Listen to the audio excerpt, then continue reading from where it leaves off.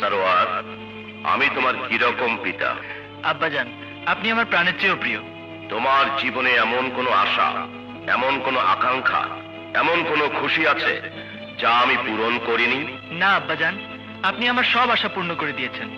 আমার খুশির জন্য শত্রুতাকে বন্ধুত্বে পরিণত করে রোকসানাকে আমার জীবন সাথী করে দিয়েছেন। তোমার এই খুশিতে আমি যদি আমার জন্য তোমার কাছে কোনো খুশি চাই, তবে তুমি কি তা দিতে পারবে? আব্বাজান, আপনি আমার কাছে যদি আমার জীবনও চান, আমি হাসতে হাসতে তাও দিয়ে দেব। কিন্তু এই জিনিস যদি তোমার জীবনের চেয়েও প্রিয় হয়, তাও কি দিতে পারবে?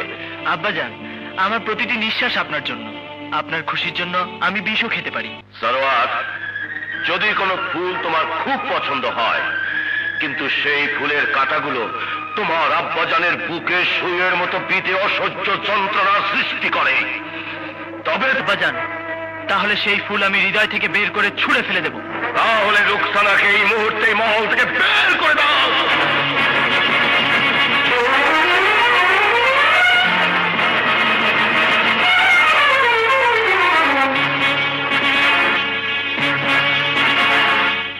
আব্বাজান, কিন্তু ভাইজান, তুমি কি ভুলে গেছো মনোয়ার? ঘর ভর্তি মানুষের সামনে আমজাদ চৌধুরী আমাকে অপমান করেছে। একটা নোংরা বিষয় নিয়ে আমার মান সম্মানকে বিকিয়ে দিতে চেয়েছে। 50 লাখ টাকা ও 100 একর জমির দেনমোহর চেয়ে আমাকে অপমানের চাবুক মেরে তাড়াতে চেয়েছে। এবার আমি ওকে বুঝিয়ে দেব, দিলওয়ার খান সেই হীরা যাকে গলাতে পড়লে হার হয় এবং গলা থেকে নামিয়ে দিলে তলোয়ার হয়। সালাম।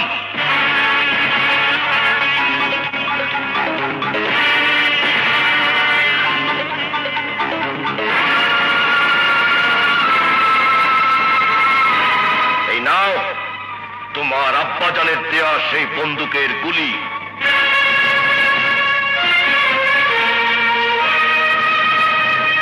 আর এই নাও 100 একর জমির দলিল।